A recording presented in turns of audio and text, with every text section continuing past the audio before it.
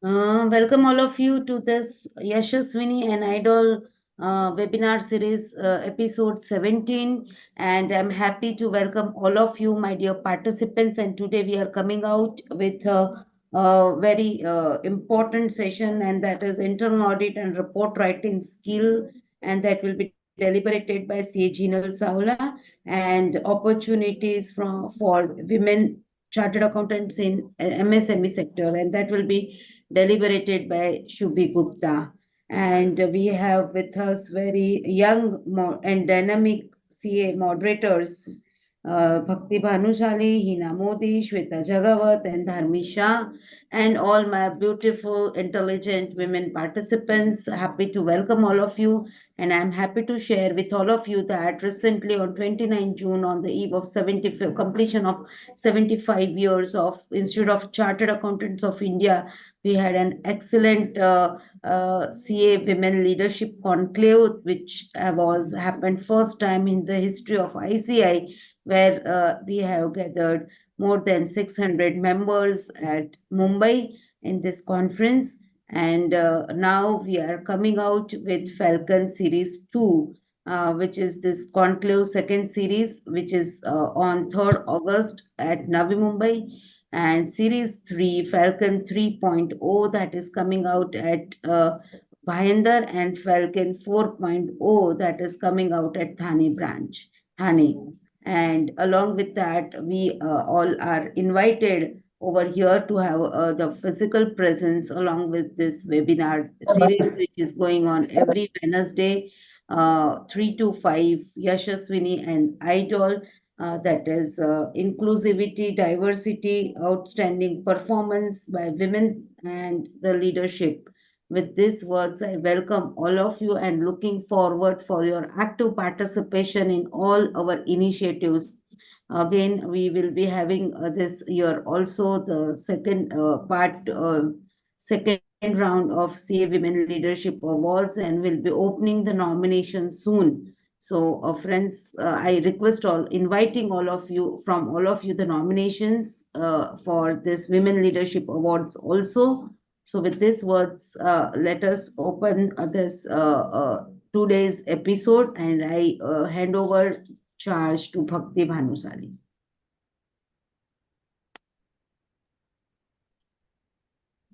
Thank you so much, Preeti ma'am, for your welcome address. I would like to give brief introduction of CA Jinal Savla ma'am. CA Jinal Savla ma'am is a seasoned professional with over 15 years of experience in risk-related internal audits, process improvements, and consultancy, specializing in family business offices and transaction support advisory. She is an active member of WIRC of ICAI and serves as first female president of CVO Chartered Cost Accountants Association, which is a prominent 50-year-old professional body. Jinal ma'am also contributes as a patron member of Juhu chapter and holds directorship roles in Valiant Organics Limited 2017 to 2022 and Aarti Pharma Labs Limited as well. With these words, I would like to request CA Jinal ma'am to throw some light on internal audit aspects and report writing aspects. Thank you. Thank you, Bhakti. Thank you, Preeti Madam, for the opportunity. So, yes, so is my screen visible? No. One moment, I'll just.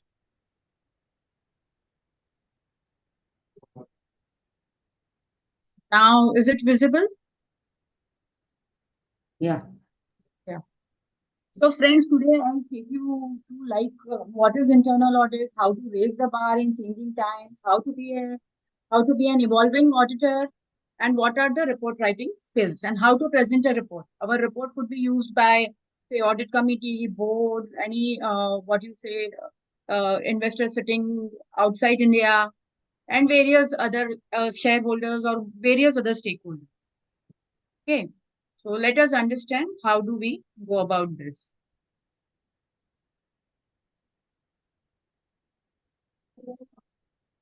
So this is all regarding the journey of audit, right?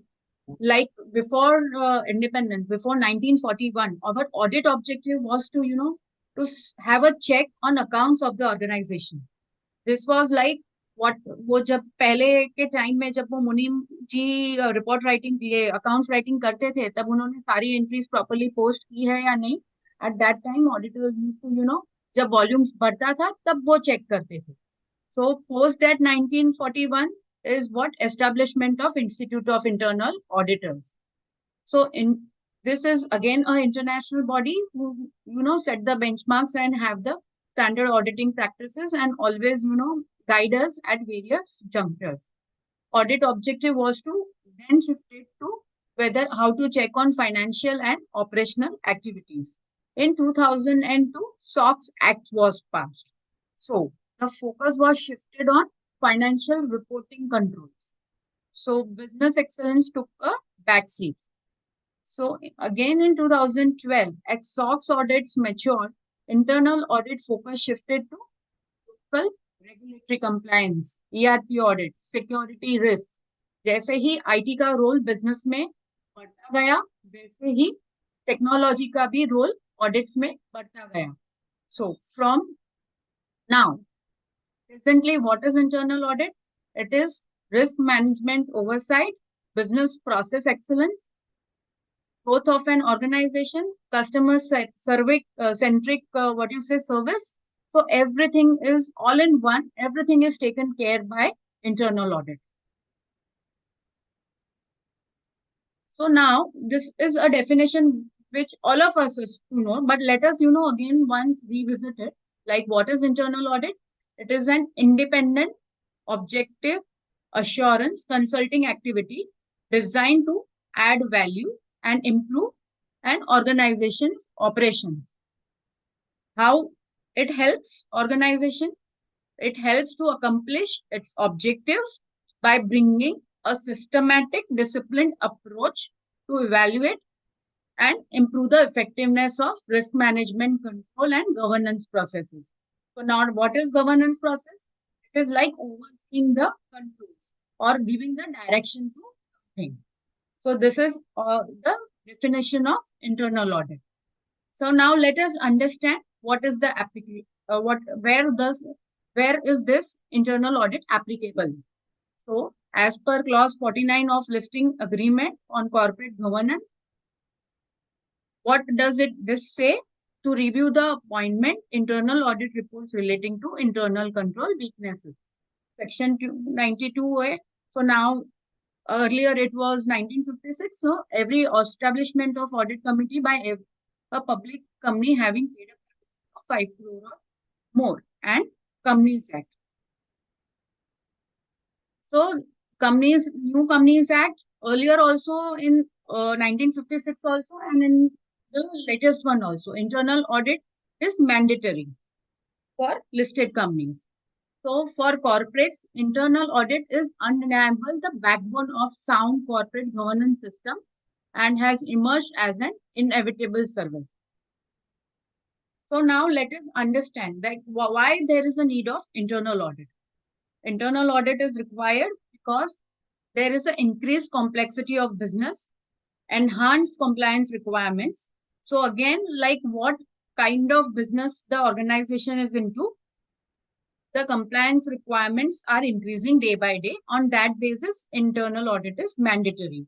Say if it is an insurance company, so as per IRDA regulations, this is must. If it is banking, so then banking ka regulations hai, pharma, the pharma ka regulations hai. So, and considering the SEBI regulations and all, so this is a must for listed entities and also for non-listed entities, small and medium enterprises where there are stakeholders, they generally, they prefer if they want to scale up the business or they want to increase the business.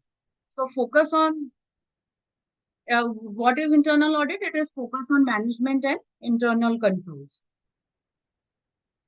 So why this is important? This is important because unconventional business models in our country, most of the business are run by the entrepreneurs and they do not have any what you say a standard way of operating. They carry out their business in their own ways.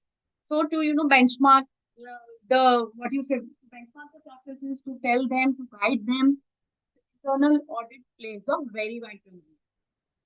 Intensive use of information technology, stringent norms, as we discussed earlier, also by regulators to face increasingly competitive environment. So these are the factors which has resulted the emergence of in this inevitable area. So now this is again, why do small and medium entities require an internal audit apart from the listed entities and listed requirements or mandatory requirements? Because as we said that the presently our businesses are run by unconventional entrepreneurs. There are no standard practices. So many a times if they do not take in a professional help, they end up being in wrong strategy, and there is a stagnancy in growth. So a professional always can guide them, can benchmark their practices. There is a poor execution, and innovation is also not up to the mark. Like they have the vision, but how to execute it, they need a professional help. So over there, the role comes of our internal auditor. Lack of leadership and supervision, like how to have a good talent in the organization, what kind of skill sets the person on the top should have, what should be the tone. So everywhere our help is required. Can't build a team, time and money. Okay, so absence of creative thinking, focus, planning. So these are the factors due to which, and what happens many a times, they may be doing business, but they are not aware that they are going on the path which eventually their business will grow big. And to have a big business, all these things are required to be in place. So for that, the internal auditors or risk advisors are essential. So now what is again a key role of an internal auditor is to create a value in the organization. How does the internal auditor create a value? So, there are standard areas which internal auditors are auditing, but how to raise the bar of internal audit is to we need to focus on strategic areas within the organization. How do we focus on strategic areas? By helping them by partnering with the founder, so, or the management. How? See, there is one part for which a financial reporting, internal review of internal processes, we have to see that whether there is a compliance of laws and regulations. And secondly, this is one part of internal audit, or one, what you say, expectation of the management from internal audit. But secondly, nowadays, entrepreneurs or management is more looking like how internal auditors can help them in growth strategies, organizational learning, and customer service excellence, sustainability, etc. So, what is organizational learning? It is a process of it is a process where learning, creating, and retaining of talent. So, everywhere internal auditor plays a key role. So now, how do you balance as an internal auditor the internal audit process? So, these are the value drivers and how to generate the bandwidth. So we have to focus on value driver, like enhancing audit charter to include various audit value drivers, report on non-financial matters, play the role of board advisors in risk areas for strategies, for strategic initiatives. How to generate bandwidth is like we need to by automating the control testing various possible tools, streamlining audit process, methodology through use of audit management tools, knowledge management, and continuous process improvement. Because we are the one who are again and again on recurring basis, we are going to review the entire process, which management also at times may not be aware of. To measure audit efficiency, how to measure the audit efficiency is by preparing a risk control metrics or efficiency rating chart and improve it on continuously basis. So this is like regarding how do we create balance, like automation of streamlining the efficiency by financial reporting, internal processes, and all. So so we have to do on continuous basis. Now, what is entire internal audit cycle? So it is again, broken into this steps, like it is a pre-engagement activity. After pre-engagement activity, we have to understand the work. We have to prepare the assurance plan, substantively work on it, and then report to the stakeholders. So again, like what are the steps in pre-engagement activity? These are the rounds of meeting that we need to do with the people or the management who have appointed us or who have approached us.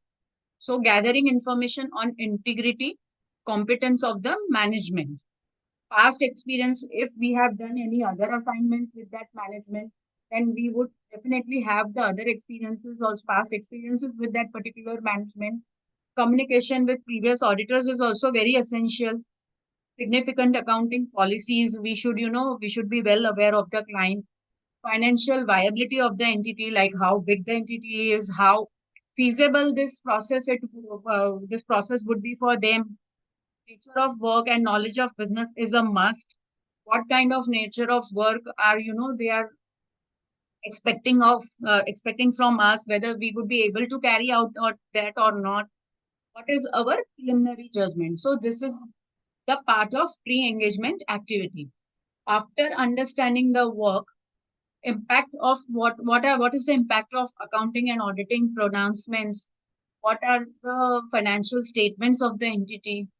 We also have to go through prior internal audit report to see the functioning, because we understand we should have the idea, like before going into the swimming pool, we should know like what is the depth of the pool. So similarly, before taking any assignments, we should know like what are the prior internal audit reports, what auditor has highlighted. Then we have to, of course, discuss with the auditee. After these two steps, what we have to do is we have to draw out our assurance plan. So the audit plans, the level of assurance that would be required, taking into consideration what should be considered before chalking out the audit plan is like the nature of the organization, nature of the business, what are the level of operations, what are the departments, what is the organizational structure, what are the levels, what is the hierarchy, and again the most important is what importance of internal auditor in the organization. So again, this is very subjective, but as we take the assignment, we will come to know like what is because tone at the top matters. Carrying out substantive work, review and evaluation of internal control environment, review of internal control structure, like how many controls are in place, how many of them are preventive control, how many of them are detective control. If not in place, then how to, introduce those control, and how to not only introduce, but how to implement those controls. And if the controls are in place, how effective they are, how efficient they are, whether they need the improvisation or not. Matters to be considered while evaluating internal control again is identification of risk. What types of risk this organization is prone to? What is their internal control structure? Functioning of how efficient the internal control structure is. How efficient, not only efficient, how efficient and effective. Efficient and effective, both terms are very much important. What is the weakness? How do controls are in place, but then again there are loopholes or weaknesses in that process, so we have to identify it. So procedures to evaluate internal control, description of systems of internal control, flow charts, internal control questionnaires we can prepare, and we have to test the compliance. We have to do what we have to do, test of compliance to ensure that the those controls are functioning or not. So after drawing this, what you say, assurance plan and carrying out the substantive procedures, what we have to do is finally report. So what is the report? Internal auditor must report his work and observations in a report to top management. Top management is the one who has appointed us. A report would generally, these are the contents. What it would include: audit name, audit report, introduction, background, audit perspective, scope and objectives. This part is again very important because this will depend upon our scope. We have to give the background because whoever is the user of report is, it is not essential like the one who has audited will read the report so he knows everything. ऐसा नहीं होता है because audit report is for the use of all the stakeholders.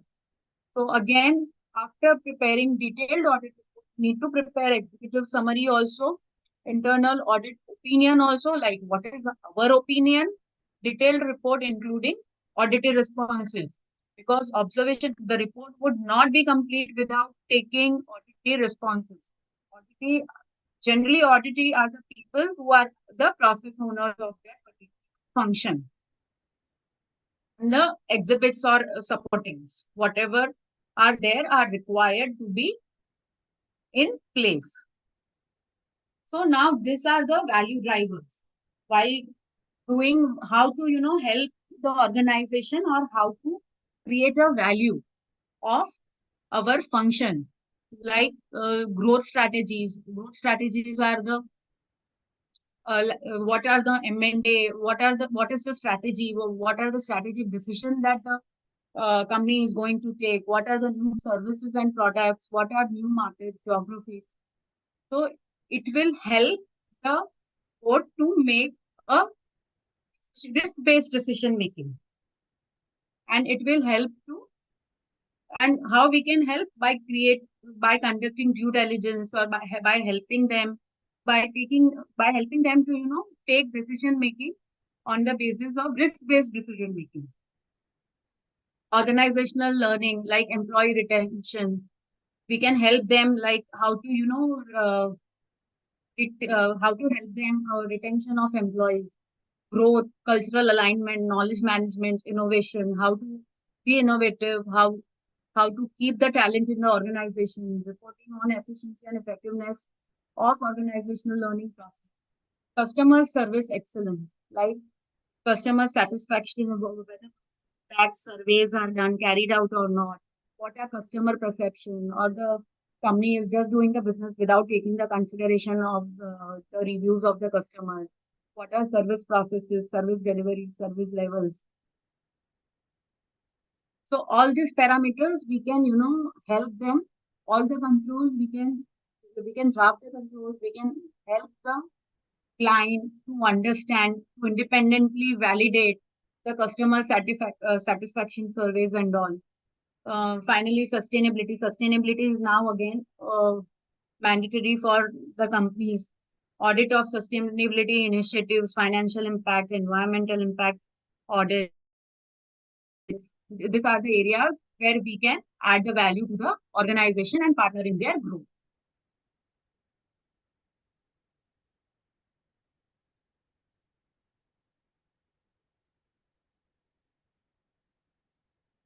So, what is the journey from review to report? So when we carry out audit, we should, there will be a lot of data in whatever area we would select. We have to review, we have to carry out our own data analysis by using the audit tools, or if not, then whatever is available, we can carry out on sample basis. After reviewing the data, what is very is some certain things which are, justifiable answer is not there. After discussing the query with the process owner, it becomes observation. Once the observation is there, then that observation may be due to error or process gap, and that becomes the reportable issue.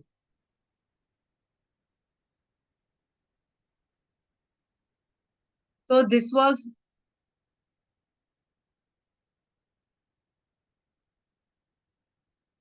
regarding the internal This was regarding the internal audit reports. So now coming to what are the report writing skills?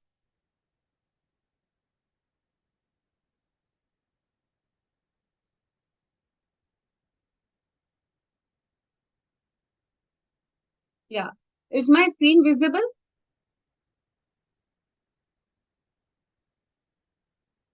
Technical team?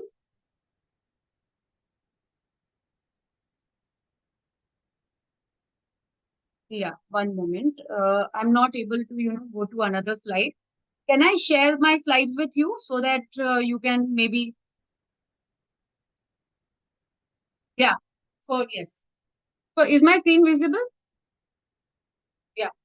So whatever observations are there, what we can present to board or audit committee, red red flag is red alarming position that everything, everyone, all the stakeholders should be aware of this type of observation because a quick action is required.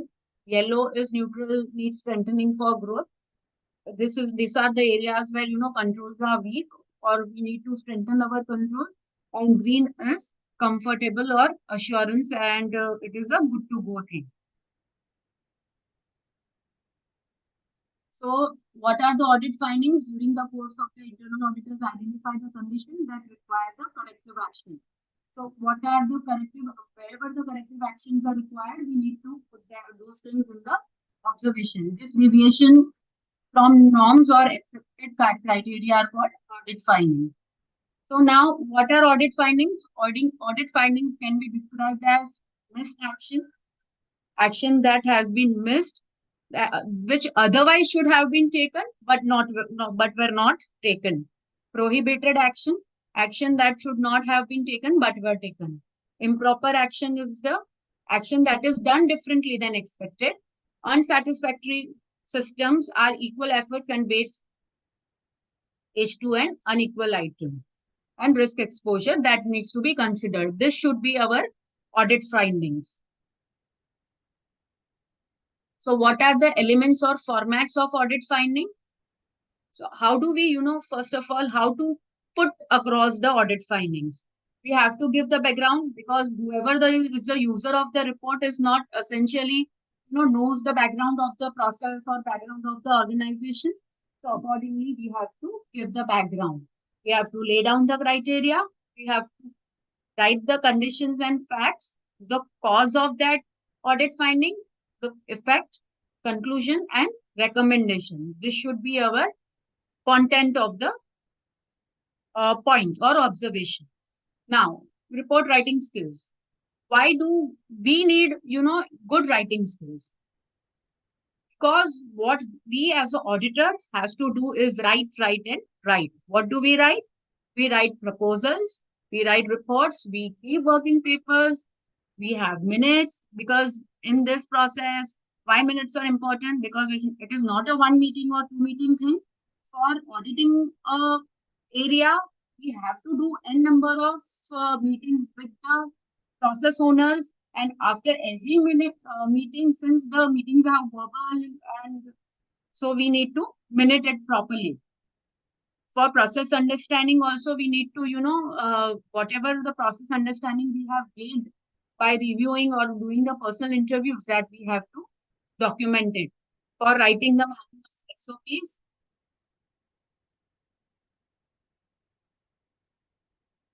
हुआ है मेरा यहाँ पे हो रहा है। आपको नहीं एक ही स्लाइड दिख रहा है क्या? मेरा पीपीटी आपको सेंड कर दूं?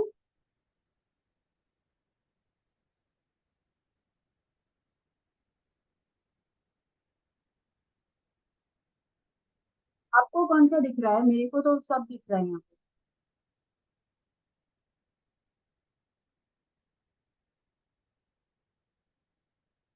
कौन सी इमेज दिख रही है?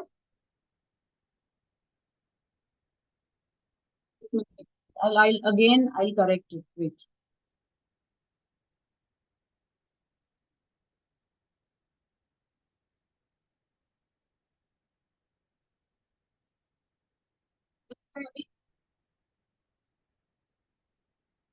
Okay.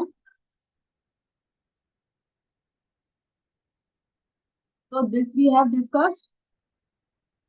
So how, since the internal auditors are required to write and to draft all these things, so how do we what are the some ideas to achieve a good reports?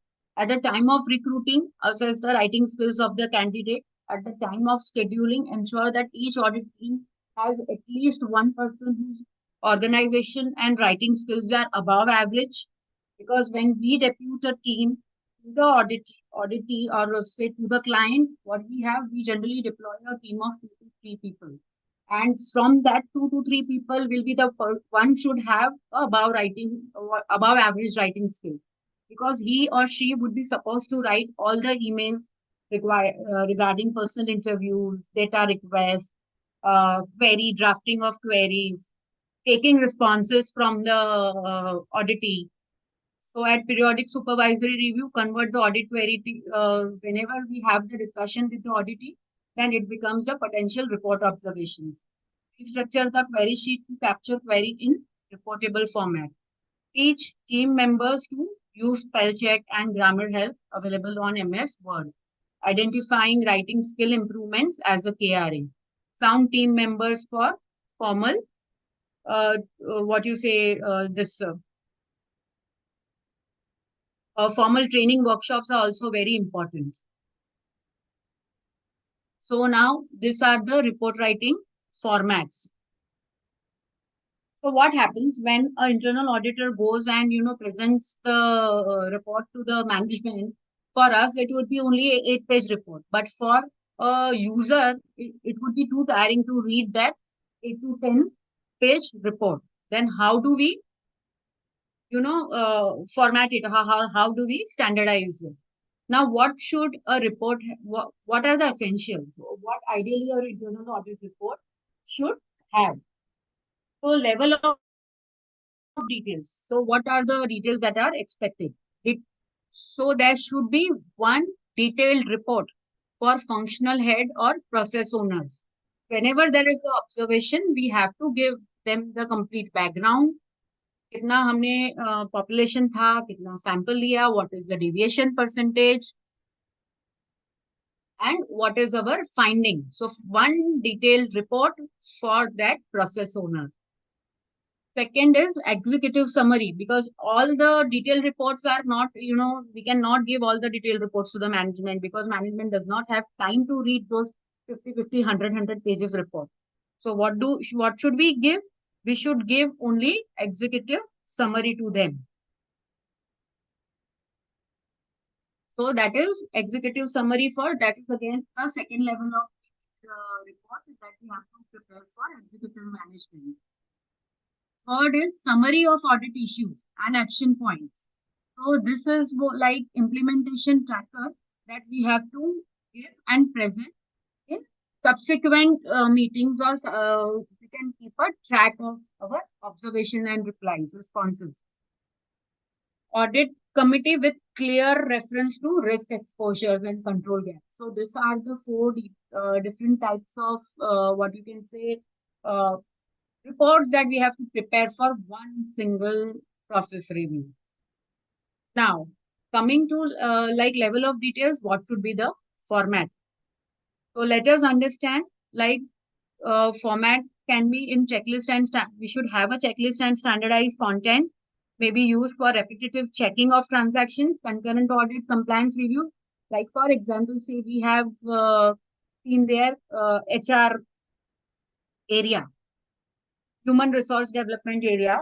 So for what all controls or what all check things that we have seen, we need to have it documented. Like for example, 50 things or 100 things or 125 things that we have seen, we should have it. Then what should be the format of report? What format is good to go for process owners, or detailed report for functional heads, because it is very flexible. It is a text oriented and can be used creatively. PowerPoint formats are also good because they are very concise and good to go. So now what is the report content? report content, report क्या क्या होना चाहिए report में, covering letter should be there, like for to the management, to the audit committee. These are the areas that we have audited. This is the scope. In this area, we have covered this many things. These are the exclusions. This is the coverage. This is the methodology. These are limitations and exclusions that beyond this point we cannot go. We have taken management representation, or we have taken process owners this thing word, and we have included what are inherent limitations of internal audit, key audit findings, and agreed action. Agreed action is the responses of the process owner. Audit rating, again, we develop certain control effectiveness rating or control effectiveness index, where a rating mechanism where we can rate a process. For example, if we have seen 120 controls, what is the whether the control is in existence or not. If at all it is in existence, then whether there is a deviation percentage or not. And after summing up that deviation percentage, how do we rate the process? Whether it is in terms of we have to objectively rate it. Then we have to give the detailed observations apart from that. What you say, the rating thing. So if we say that the controls are 90% effective or 80% or 50%, then what are the underlying observations? Why we are giving that rating? What are the annexures? What are the exhibits? What are the recommendations for management? This all points are to be covered in report. So reporting styles also over the time has changed. Earlier traditional reporting, it was a simple word report. We will cover that in our examples. So again, it depends like what is the client, what kind of what are the expectations from internal audit. On the basis of that, we can uh, what you say, we can alter our reporting style. Reporting, identifying the cause and giving action points and recommendations. Reporting using charts and graphs, or reporting giving PowerPoint and readily available uh, options by giving the PowerPoint presentations to audit committee. So now this is the example, and we will be giving this in all four types of formats, like in traditional reporting. This is the observation, like during when the internal auditor was on review, they observed that the branch has poor standards of basic hygiene and cleanliness and need immediate action. So this is again how the report, the observation is presented. Although there is a specific staff hired to maintain cleanliness, and on annual contract for pest control is also given. The place is unclean and infected with cockroaches. This is primary on account of increasing number of flies and lack of proper storage facilities as shown in the graph. Improper maintenance of file may lead to breeding and all. So this is the observation, present given by the and traditional style of reporting. So this is again a better style reporting, identifying the cause and giving action points. The standard of basic hygiene and cleanliness at Mumbai premises are very poor and need immediate action. Although there is a specific staff hired to maintain cleanliness and an annual contract for pest control, the place is unclean and infected with cockroaches. So implication is lack of hygienic working condition and would affect employee health and morale. There's a recommendation over here, regular cleanup and active pest control measures to be implemented. What is auditee feedback? Pest control is done 4 times in a month, but considering the storage space as well as not having separate pantry or eating area, what is the agreed action by the auditee? Separate eating area has to be created, adequate separate storage facility adjacent to workplace has to be created, and this thing. And presently we had pest control the current premises 4 times last month, but since there are a large number, this is going to increase. So then again, those were the two separate types of reporting. This is the third option, whereas in which the observation has been given separately and in much attractive way in PPT. The branch office is kept in unhygienic condition is what and better. This type of format will have a better readability and better presentation. Everyone would like to read such types of reports. The cause was this is primarily on account of increasing number of flies and lack of proper storage facilities, as shown in adjoining graph. Application is improper file maintenance may lead to breeding ground for pests. Lack of hygienic working condition would affect employee health and morals. So recommendation is arrange for proper storage of files and upkeep of premises, regular cleanup and pest control, action plan of management, the response that they have given. So all the things are broken up and given, jotted down separately. So this is the third type of report using charts and graphs. So again, now this report using PowerPoint, in this the pictures are also given and everything is given. So inadequate hygiene standard at the branch, this as a heading, observation, again given, what are the implication, recommendation, action plan. The risk is also given over here, high, moderate, low, like how, what is, according to what is the risk, target date, like by what date this recommended this response will be implemented and what whose responsibility it is. So the both the things are included in this type of report. So now this will make a complete report. This is good to go report for audit committee or board, and along with the pictures where uh, a cockroach is seen on the lunch plates, the this proper filing is there. So this is also the type of report, which is generally preferred in audit committees. So again, observation, analysis, cost, implication, suggested recommendation and accepted recommendation. Because as an auditor, we would suggest one thing, but in the same spirit, the process owner should also accept it. So these two things are separate things. Implementation plan and whose responsibility it is and what is the target date or schedule.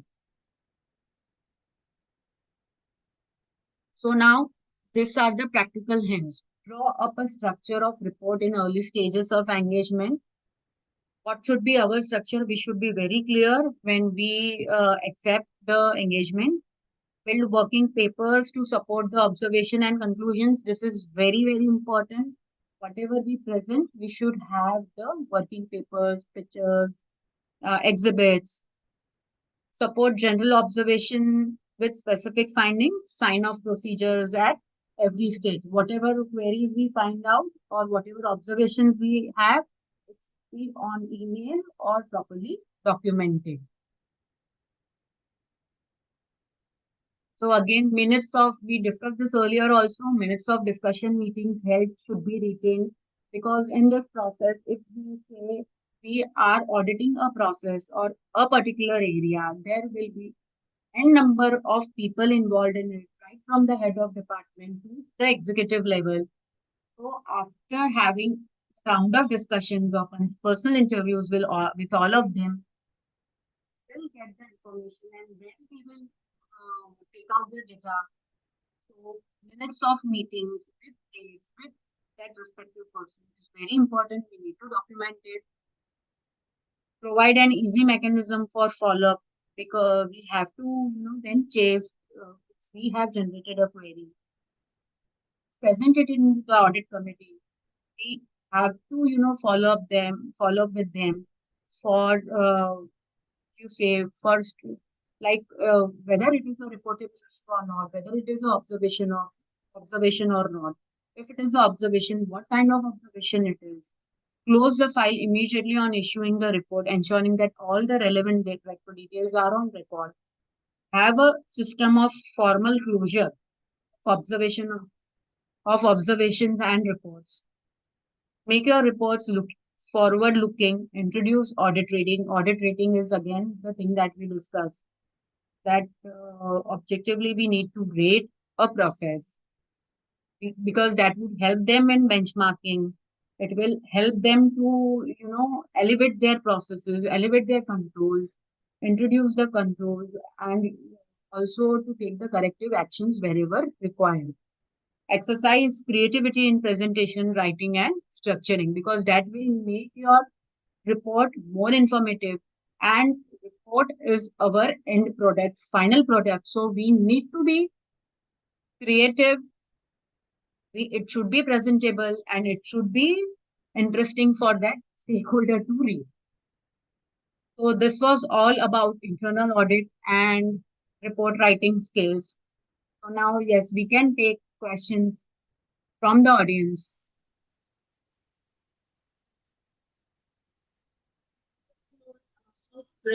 Plan for audit.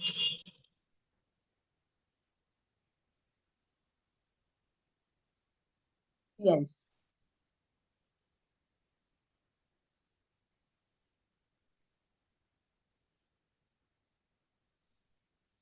Can you hear me? So are there any questions? Yes, so there is one question on how to grab audit client for audit. Sorry, How to grab audit client for audit. audit client for Audits basically for you. audit. Okay, okay, okay. So basically, first you have to understand what is your profile, what are your clients.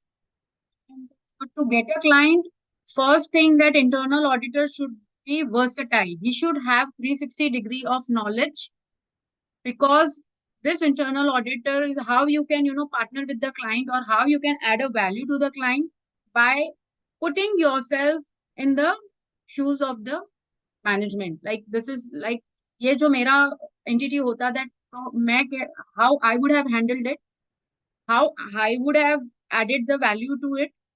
So after understanding that, you would definitely, it is all big, like what is your profile, what type of work you do, what type of clients you have, because currently small and medium enterprises are looking at our country's growth.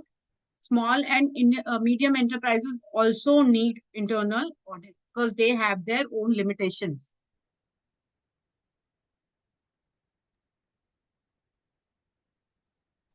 Another question on can we get this PPT after the session? The PPT would be uploaded on the portal after the session, so you all can access it from there. So that's it, madam. There are no other questions. So that this was a very knowledgeable session on internal audit. I'm sure all of us have learned something new today on how we can conduct internal audits. CA Gina Savla, madam, thank you very much for taking the time out of your busy schedule to enlighten us on the topic of internal audit and report writing skills. Kindly join me to give her a big round of applause.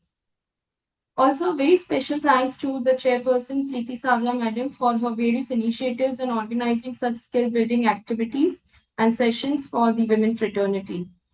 I request CA Shweta Jagawat to introduce the next speaker of today's session. Thank you. Before I sign off, thank you, Hina. Thank you, everyone, for this opportunity. Thank you, Preeti Savla ma'am, for the opportunity. Thank you, everyone, once again. Okay, let me introduce to our next speaker, CA Subhi Gupta. She has cleared her exam in 2018, and since then she is into practice.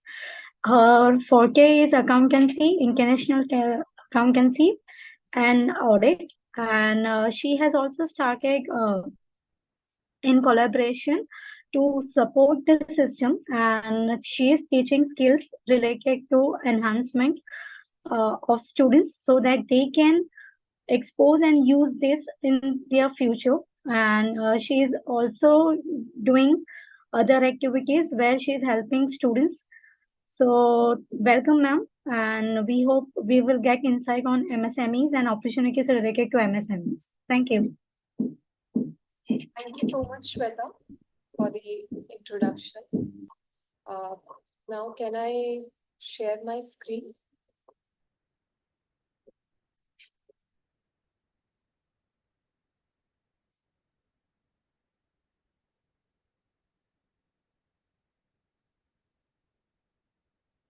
Is it visible to everyone?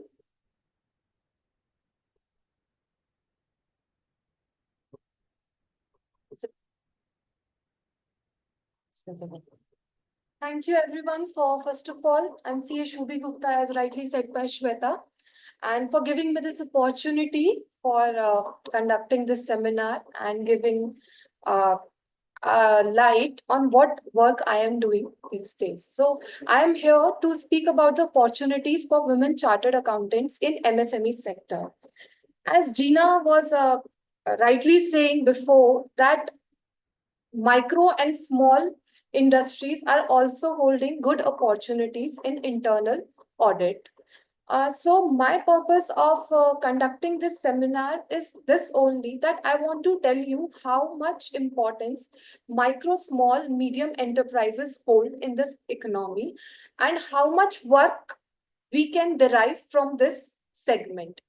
So what happens basically, we as a chartered accountants are famous for taxation work and accounting auditing work, which is limited to two ministries, Ministry of Finance, Ministry of Corporate Affairs. Ministry of Finance includes CBDT, CBIT, and customs. Uh, so if we move in MSME sector, so our scope is increased to ministries other than these two, uh, which are Ministry of Micro, Small and Medium Enterprises, Ministry of Commerce, Ministry of Textiles, Ministry of Home Industries, and other many more industries. My purpose for this seminar is to give you a brief introduction about MSME and what opportunities we can create through this sector. So friends, what generally happens in traditional practice when we provide to our clients, we provide them audit services, taxation services for which they pay us the fee.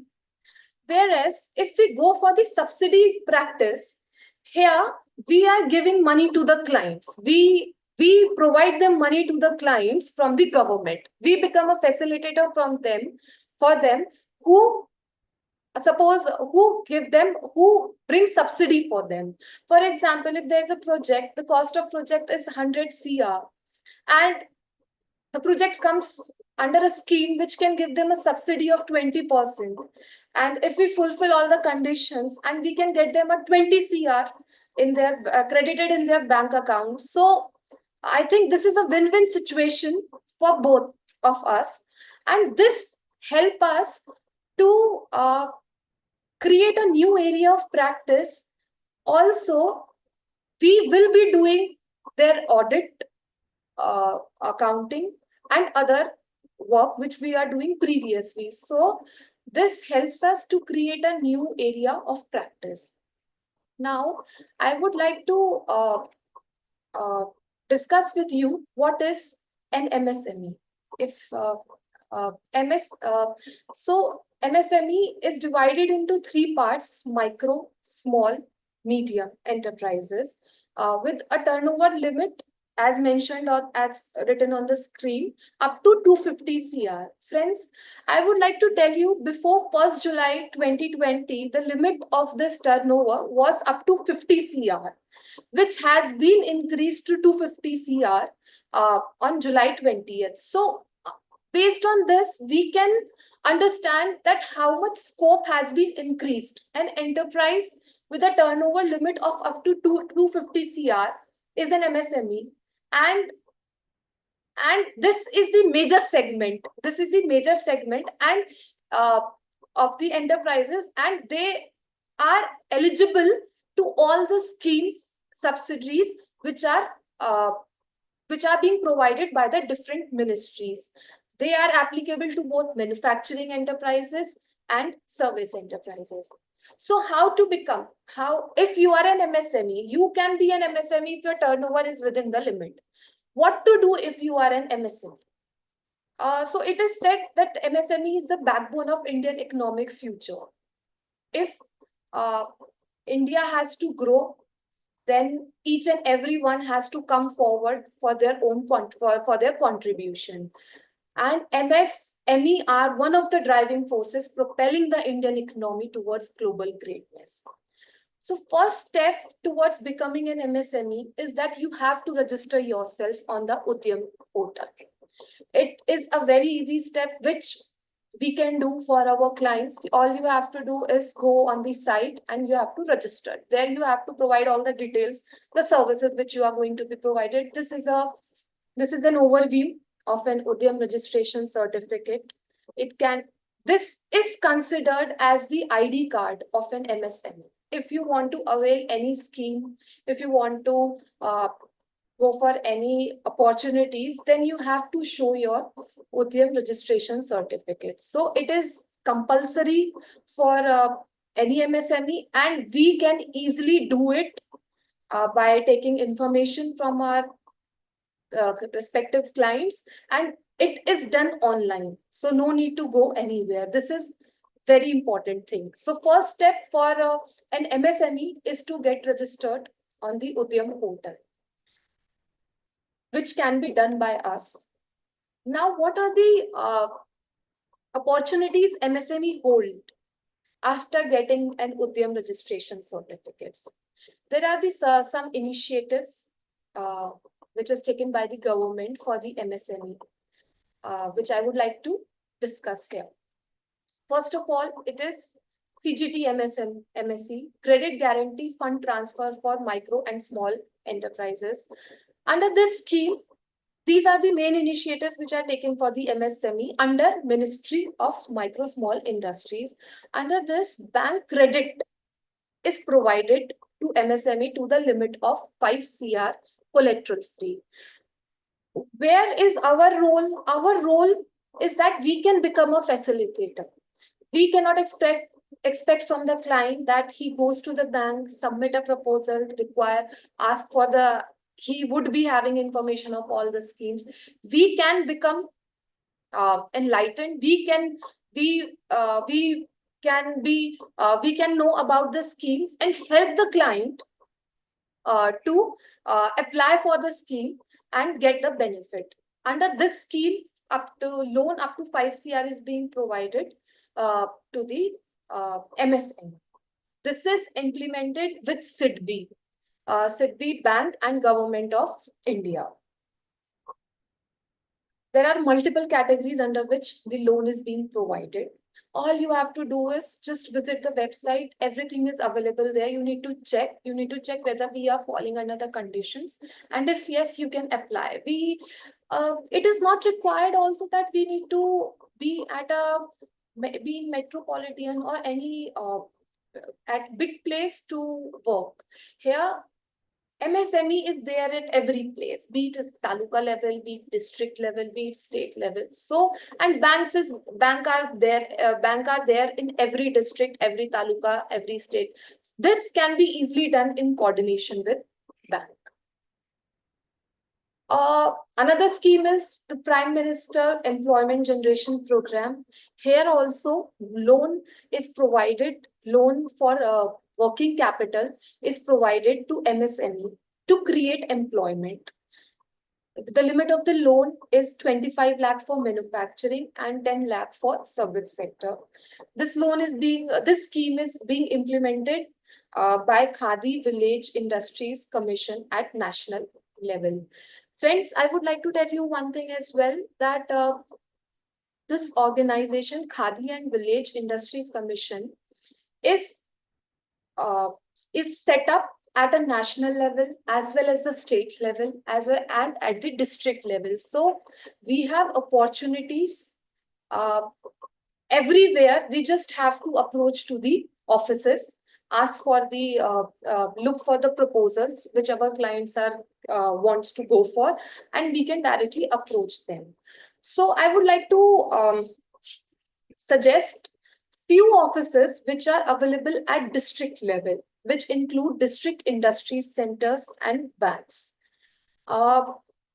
Here we can we can go to them and get the scheme worked, the scheme.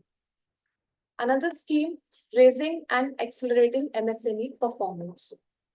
This scheme was launched in 2022, which has an outlay of 6,000 crore, has been assigned for 5 years to ensure implementation.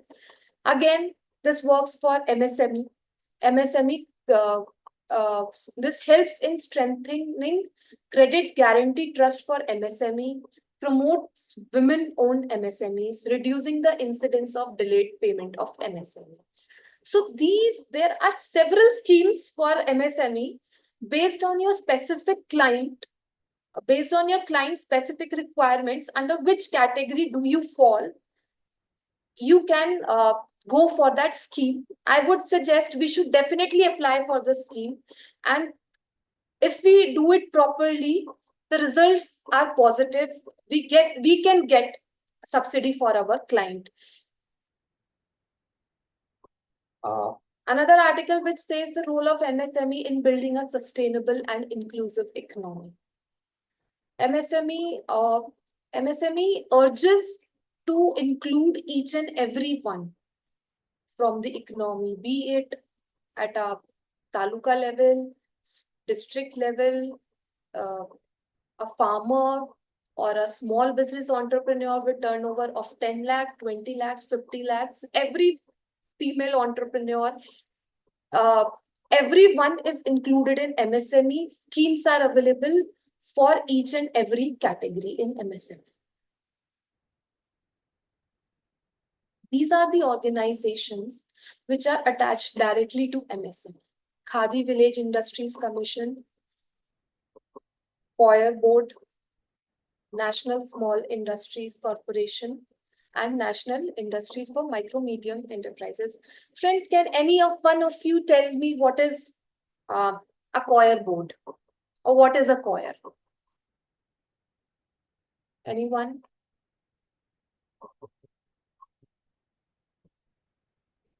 So I would tell you, Coir is basically the residual of coconut. And India is the largest exporter, producer, and exporter of coir to the world. So there is a specific board which is made for the coir, and specific schemes which are being implemented in the coir department, which can be tapped. So we can easily approach these board and look for the opportunities for our clients. Role of ICI in MSME and startup. ICI is playing a tremendous role on increasing MSME and startup. ICI has taken an initiative. There's a committee which is being made for the MSME and startup segment, which is being headed by CA Dheeraj Khandelwal, who is the chairman of the committee. ICI has also conducted Yatra, ICI MSME Yatra, so that we can join and know about MSME, and this would help us to tap new area of practice in MSME. An International Day of MSME, which is being conducted by ICI, Entrepreneurship Skills for Chartered Accountants. I would like to tell you that not only that we hold opportunities in in providing subsidies, services to our clients' industry, we can also think of becoming an entrepreneur with this segment. Apart from ICI, the government of each and every state and central government take initiatives so that they can boost MSME. So these are the several investor summits which are being conducted by different governments, and we have an opportunity to attend this summit. We can attend this summit, get to know what are the future what is the vision of the government, what are they aiming for MSME, what are the projects which are being carried out for MSME, and what opportunities do we hold in MSME. So if we invest these summits which are being done by various different states governments, So we will be informed. We will be informed about the opportunities we hold. Gujarat, Vibrant Gujarat Global Summit in West Rajasthan, Uttarakhand Summit. Now, uh, let's talk about the Indian economy. India aims to become a 5 trillion economy by 2025 and 7 trillion by 2030. We have already added 1.27 trillion US dollars in 5 years. This target is not is achievable. It is not that it is not achievable. This is possible when each and every one become part of it. And the one of the way of becoming a part of it is going through MSME.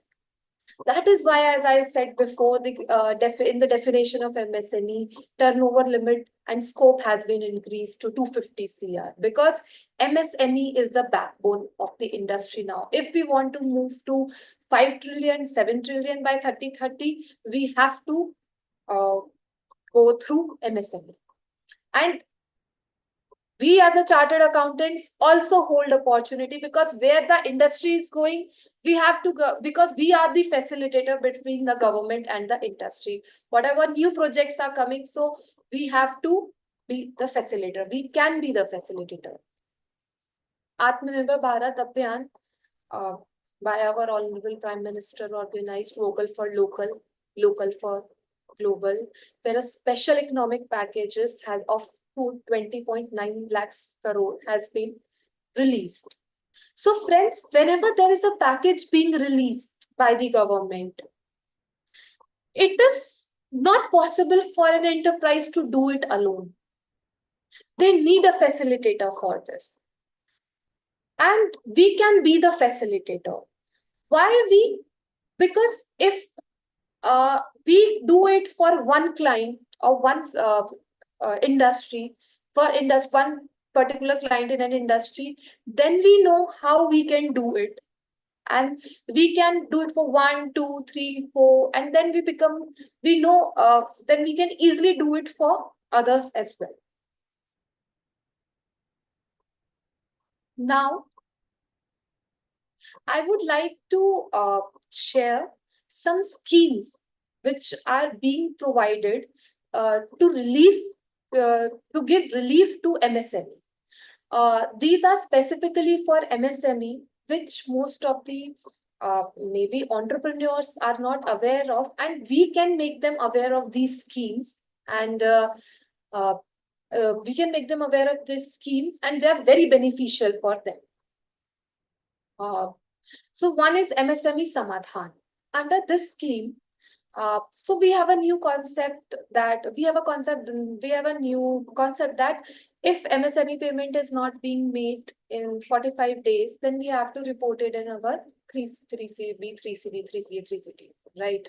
So friends, this portal has been created to provide relief to the MSME entrepreneurs if their payment is not being made by their creditor within the specified period of time. 45 minutes, we can do it for them.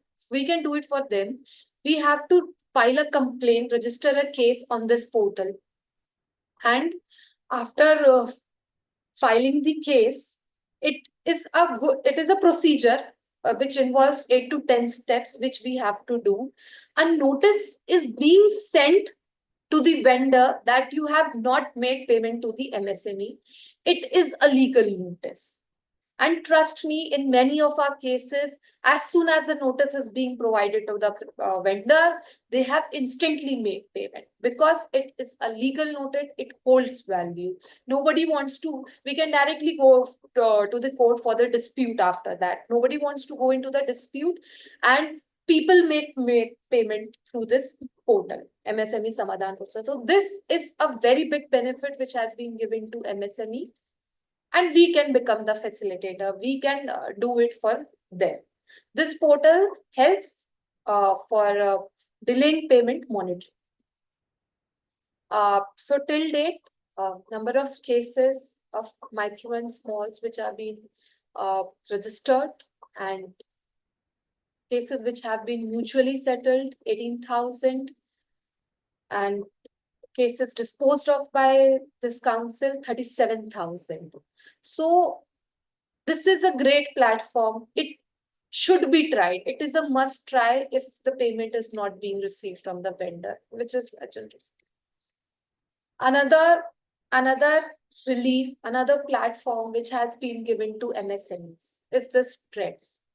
So MSMEs are generally, there is a concern that our payments will not be given on time.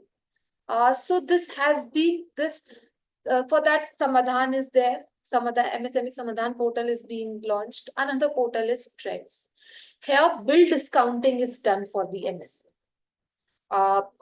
Uh, government is there, Citi Bank is there. You take your client on this portal and 10%, 12% rate is there, and bill discounting can be easily done through this portal for your client.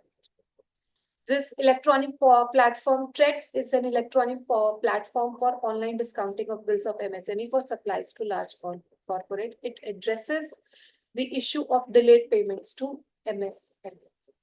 This has been done in joint venture with Citi, RXIL, and NC. It's a great platform, must be explored. Another relief for the MSME Sambandh. So this is a portal specifically for MSME where procurement is being done by the government from MSME. So GEM is also there where they can sell. So this is for specifically for MSME, not for large industries. Portal for small, medium enterprises where procurement order is being placed, procurement is done, and payment is received easily. So MSME Sambandh is a great platform where MSME and entrepreneurs can sell their products. What is our role? As I said, we can become a facilitator for the enterprise who can help them to know about the government schemes and subsidy related to their business. We can provide them a complete package where all the documents related to organization can be done by us. It is up to us how we provide the services to them. Why should we do this work? We should do this work because apart from subsidies, we know the impact of those subsidies on taxation, on their books, on their audit report. Suppose, for example, I'll give you an example, cold chain storage. If you set up a cold chain storage plant for your client, help them in providing them subsidy, you will get a subsidy from the government. From the government, 25% to 30%. Apart from that, you can claim that exemption in Section 35D as well. This is the type of information consultancy which we can provide to our client for this. Now, specifically here, what type of work can be done remotely? What type of work can be done remotely by the women chartered accountants? So this is the type of work where MSME work can be done remotely, which includes preparing a project report for the. So if an industry has to, if an entrepreneur is setting up an industry, there is a need to create a project report. There is a need for a bank proposal. There is a need for a subsidy scheme. We can apply it online. There is a MAVIM self-help groups organization, in which a group of females self-help groups is being created and they do the work. They are entrepreneurs, they are female entrepreneurs. There is a proposal for them. For a proposal is being created, which is being submitted to the bank. An enterprise can, it's a basic thing that when we prepare a balance sheet, a business run both by asset and liabilities. No business, hardly there is any business that could be run without a finance. So we need to go to the bank, we need to create a proposal. So here we hold opportunities. There are small group of self-help groups who are doing business, who need funding, who need fund from the bank. We can do that for them. We can create a project. We can, if we know about the scheme, if we know about the project, we can create them and submit it to the bank.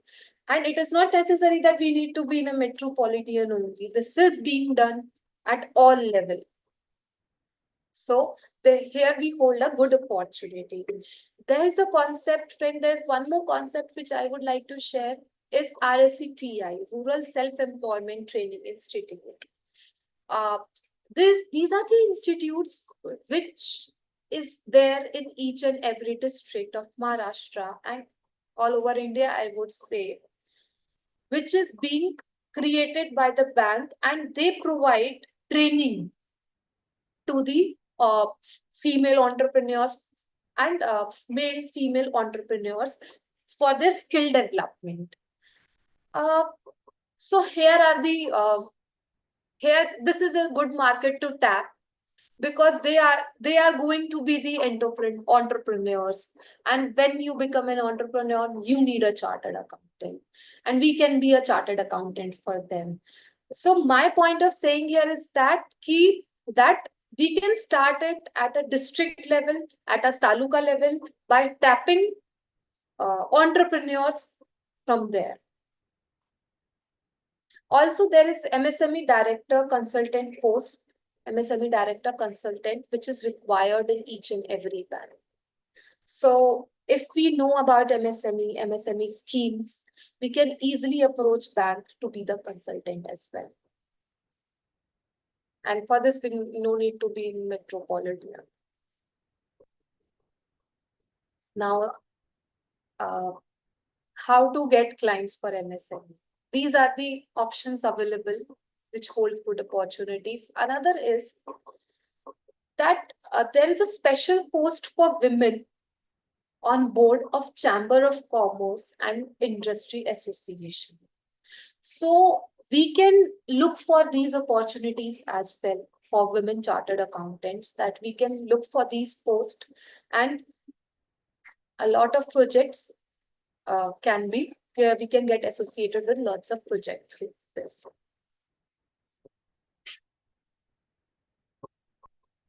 This is a women to women approach. We can look for women entrepreneurs as well and give them consultancy. The numbers are rising. Now, I would like to discuss Stand Up India scheme with you, which is designed specifically for women entrepreneurs. Under this scheme, Stand Up India scheme, facilitates bank loan between 10 lakhs to 1 CR between 10 lakhs to 1 CR to women entrepreneurs and SC/ST community. So all we have to do is apply for it in the bank. If you have if you come across an entrepreneur, female entrepreneur, and she's looking for some funding options, so we can easily prepare a proposal for them under this scheme, see if it works under it or not, and we can you can go for this scheme for them. And benefit of this scheme is loan is being provided at a lower interest rate compared to the market interest rate. So this scheme is working very well, and as you can see, till date they have received a 2,58,815 application and 53,516 crore loan has been sanctioned and disbursed to the branch. All the branches are connected. All the branches of schedule bank are connected to this scheme. So we can easily approach them if we come across any female entrepreneur and they are looking for funding. A brief description about this Stand Up India ecosystem. We approach branch approach the lead district manager, and then we are connected to SIDBI and NABARD. So this helps in a lot of way for in all the areas. So you can take a you can look at it.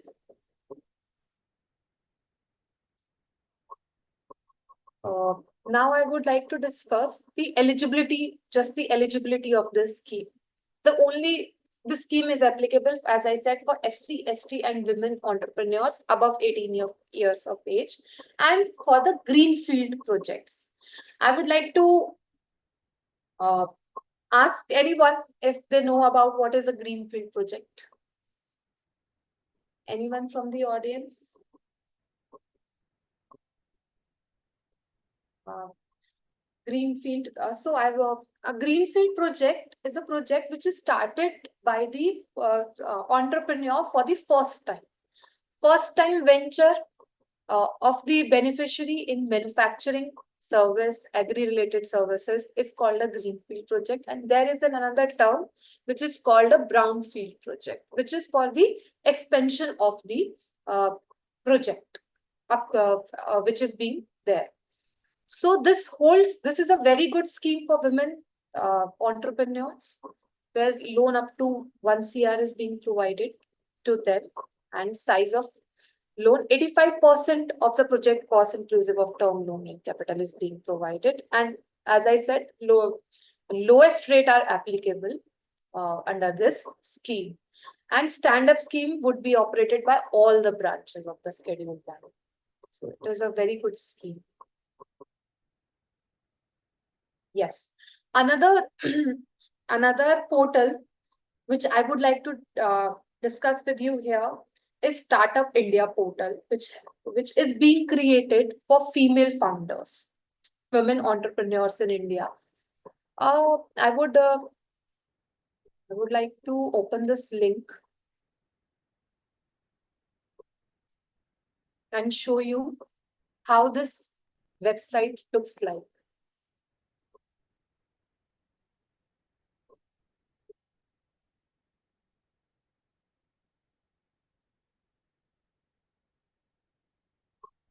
Is my screen visible?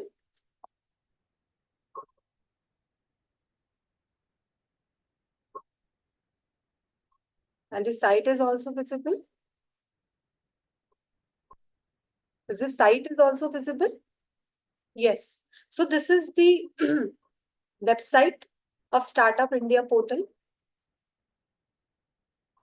This is the website of the Startup India portal, which has been created for female founders, women entrepreneurs. The increasing presence of women as entrepreneurs has led to the significant business and economic growth in the country. And here we have all the schemes for female for female entrepreneurs. You can find all the policies which are being issued by different departments. And if we go here specifically,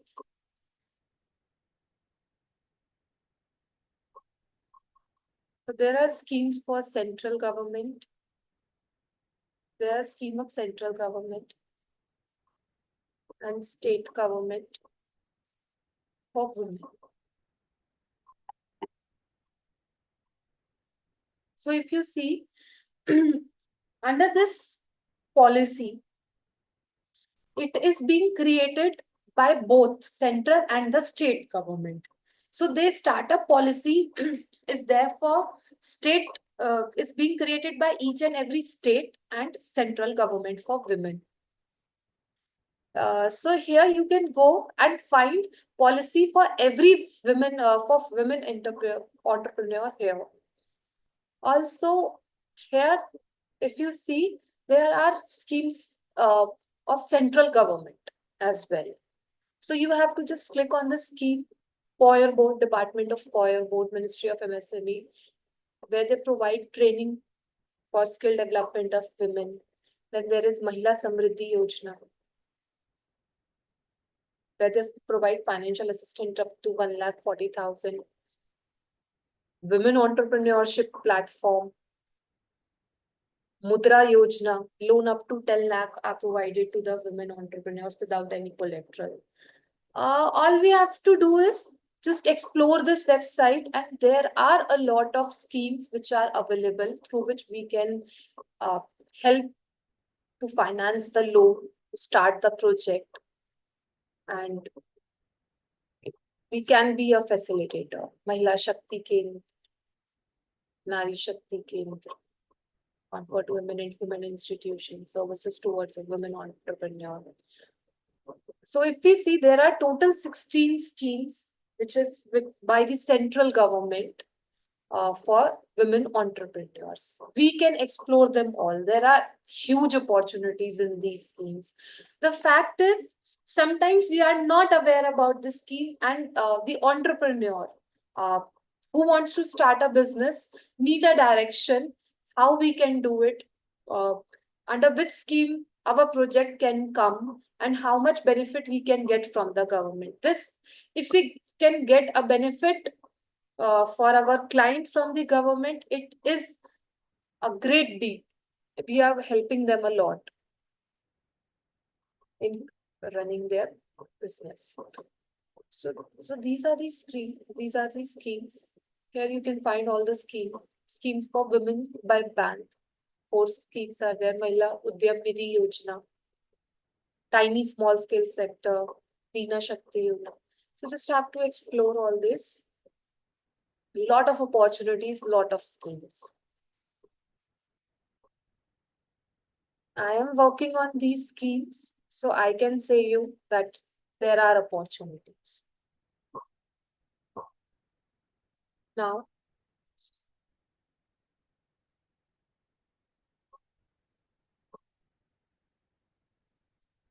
also on this portal, there are several programs which are being conducted by them, which can be easily attended by any one of us or the entrepreneurs, which will help them to build a women entrepreneur.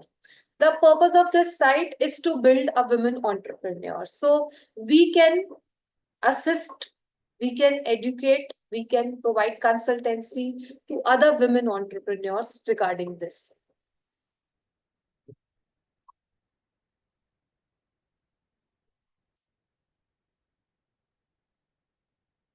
Some examples of the women entrepreneurs. If they can become an entrepreneur, why can't we? These are few examples of women chartered accountants who are entrepreneurs. Akriti Chopra, co-founder of CA, Namita Thapar, and Vishaka Mule, CEO of Aditya Birla Group. So we have opportunities in all the segment, in both the segment, I would say, be it a consultant or be it an entrepreneur, or through this MSME sector. All we need to do is explore what opportunities do we hold. There are unlimited number of schemes which are being provided by the central government, state government, and which keeps on changing. So we need to be updated about them. So some of you may ask how to get into this practice. So one of the criteria for to stay in this practice is to stay updated. You have to read newspapers. There are a lot of projects, a lot of new scheme coming every year, every month. A lot of schemes which are being renewed. So if we know about the scheme, and if we know what our client is doing, what our client business is there, and if that person falls under the scheme, we can easily provide them a good consultancy regarding to them. We should, in this area of digitalization, there is a need to visit MSME website. There is another website in West India, which I would like to bring your focus on. This website has a lot of schemes being posted here, a lot of opportunities being posted here. So we should definitely visit this website. It is a very good website. It has good information in West India. Uh, whatever information your client is looking for related to export, where can be goods be exported, what are the areas. This has all the information, and it has state-wise, central-wise. It is a good website to explore. Also, There is a course which is being conducted by ICI. It's there on the platform, ICI course on MSME. So we can do that also, and it provides great insight about the MSME. Now I would like to discuss with you few schemes uh, uh, which few schemes by the central government. One is PM Kusum Pradhan Mantri Yojana. Just wanted to give you a brief how much financial assistance is being provided under the scheme, what type of business it is, and how can we be a facilitator? How can we help the client in getting implement this scheme? So this scheme, there are several schemes. I would be focusing on one or two or three schemes because we have limited time. So first is Pradhan Mantri Kisan Urja Suraksha Evam Uttami Yojana. This scheme is for increasing the share of installed capacity of electric power for non-fossil fuel sources to 40% by 23. So this scheme focuses on renewable energy power plants. You can read this in detail. So financial assistance is being provided by the government under this scheme of up to 30% of the benchmark cost of the tender, cost of the project or tender cost which is being borne. State government provide a subsidy of 30%, remaining 40% by the farmer. There's a subsidy for electricity also. 40 paisa per kilowatt or 6.6 lakhs megawatt per year, whichever is being provided to the industry. So we need to explore what are the benefits financial assistance is given. And friends, the amount is good. 30% of the project cost is a big number. If we can get it, we can help the business in getting this amount. It will be very good. It will create different avenues for them and for us. So this is one scheme, PM Kusum scheme. You can read in detail. It is available everywhere on the website as well. Another topic, another area which I would like to discuss and is holding too much important these days is circular economy. Our Honorable Prime Minister Modi ji mentioned in the post-budget webinar speech 2023 that India is making the circular economy a major tool for urban development. First of all, I would like to tell you what is circular economy. So circular economy basically focus on the reuse, recycle of the waste which is being created by the industries. A shocking number which has been given statistic by the waste management that India ranks 7th globally in solid waste generations. The present rate of SWG is 0.34 kg per capita per day, which is expected to increase by 0.7. India will generate 165 million tons of waste by 2030. So friends, in this, there is a lot of opportunities of industries. A lot of industries are going to come into this segment because the government is focusing on this sector. They will provide incentives for waste management, solid waste. There are different type of waste, solid waste, wet waste, and there are schemes for each and every waste generation system. So circular economy based development approach is one of the key strategy being adopted for achieving the 2030 agenda for sustainable development goals. Circular economy includes, so as I said, it is a complete circle.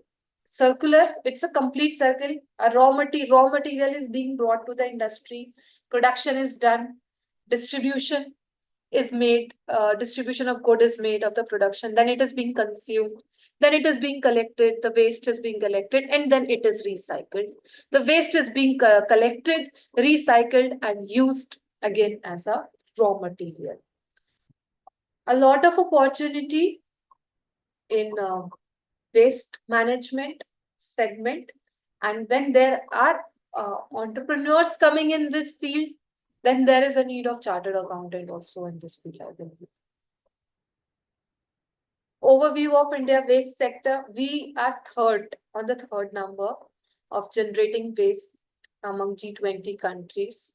So so there is a massive population waste is generated, because of which India ranks 7th globally. So there is a demand in this industry for which value realization potential from circularity, circular opportunity by 2030. It's there everywhere. Starting from the sourcing, manufacturing, logistics, marketing and sales, product use.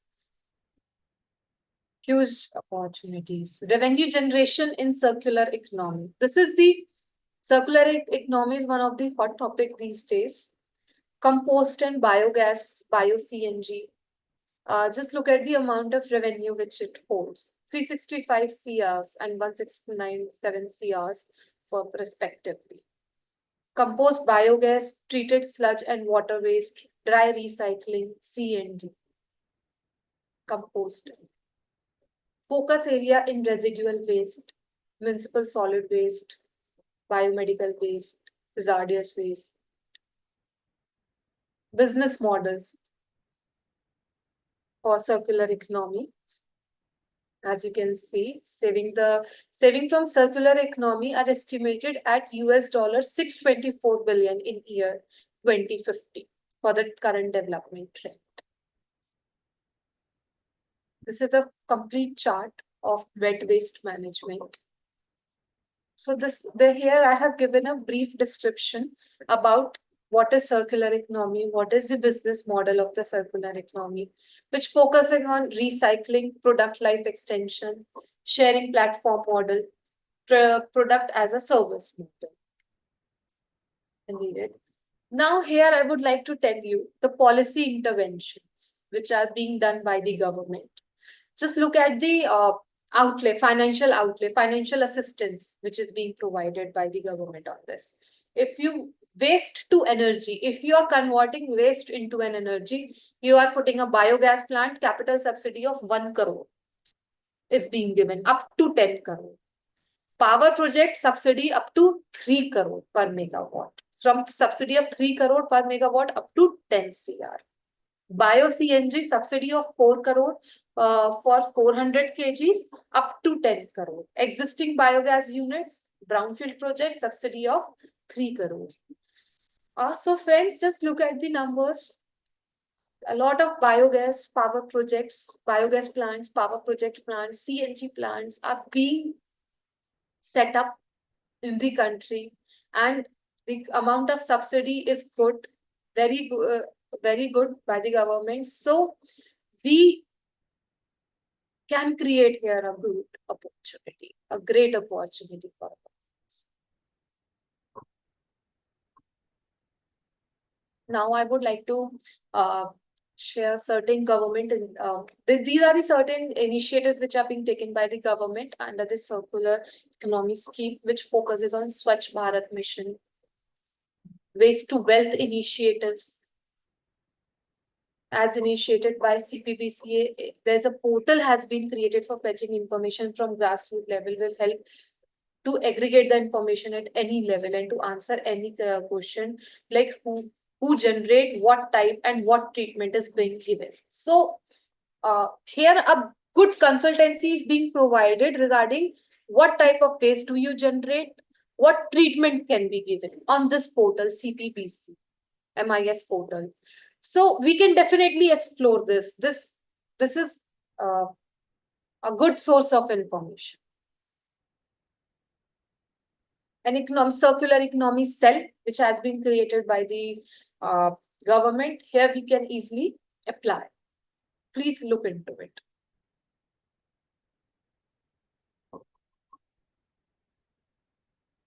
Now, friends, as I said rightly, that we need to be updated about the schemes, the projects which are coming.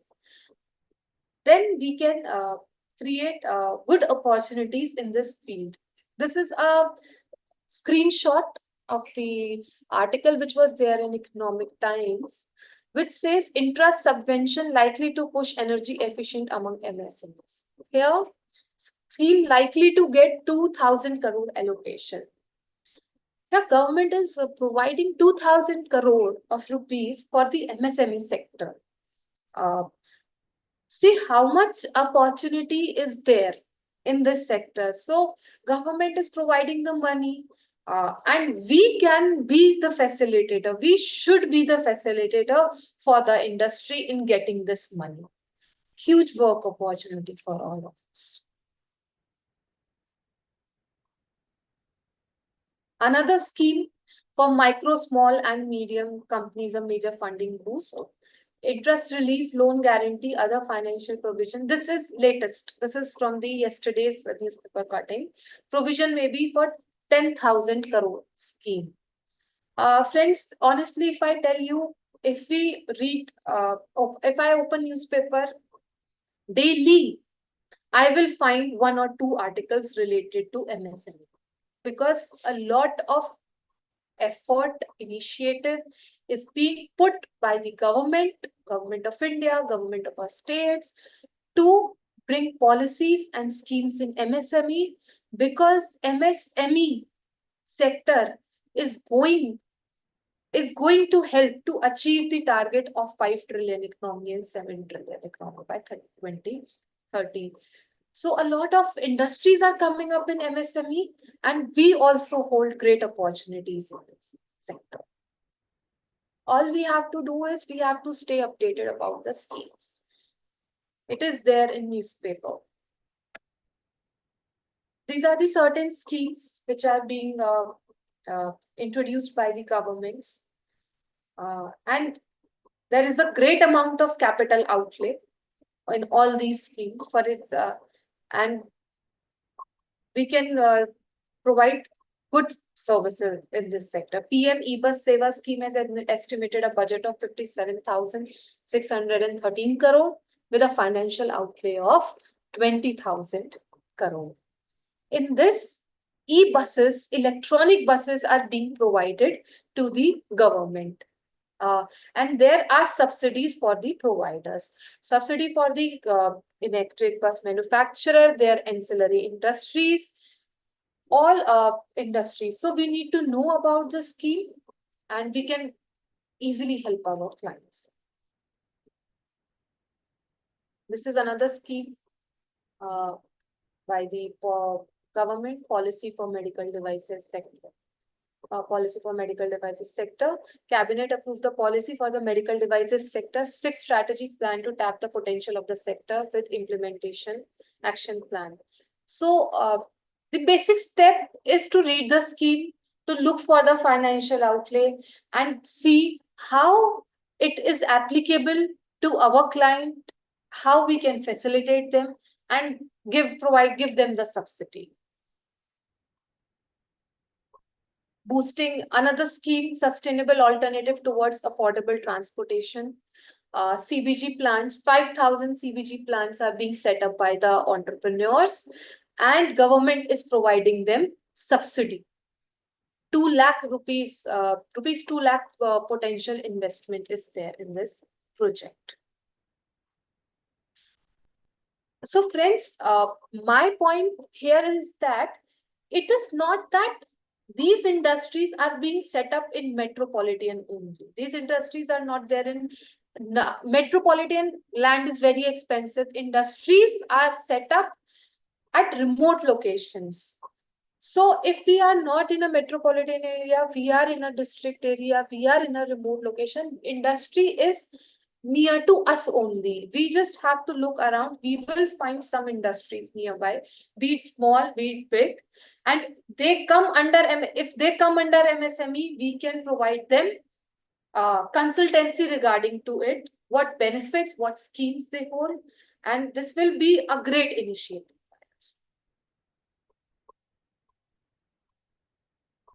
Under this scheme, LOI, letter of intentions are 4,090 being issued by the government. Plant commission 46,000. 46 has been commissioned. And subsidy is there in each and every LOI issue. National Green Hydrogen Mission. Under this mission, Green Hydrogen Mission, the benefits, this is the project which creation of export opportunities for green hydrogen and its derivatives. So this mission help in creating green hydrogen gas for the green hydrogen gas. So this also holds a good opportunity. Government is providing good subsidy in this. 100% subsidy for government entities and 70% subsidies being provided for the non-government entities who are setting up this plant. At all stages, installation, commissioning, equipment. So if we know our clients who are starting this project or plant, we can let them know about these schemes if they are not aware, and we can become their facilitator for this scheme. And it is going to be a win-win situation for both. International Year of Millets 2023. A lot of opportunities are there. A lot of entrepreneurs have come in the millet segments, holding a lot of opportunities for us. Indian Footwear and Leather Development Program. We are short of time, so we'll be completing it fast. So these are the scheme. In this scheme, a financial outlay of 200 crore, 300 crore under different programs have been provided. So if we have a client who is in footwear and leather development, we can look for the scheme if there is a scheme applicable to them. Vehicle owners, scrappage policy, production linked incentive schemes. There are a lot of production linked incentive schemes. There's also available. So we can make people aware about these schemes and help. There are a lot of schemes. As I said, Invest India is a website which each and every one of us should explore.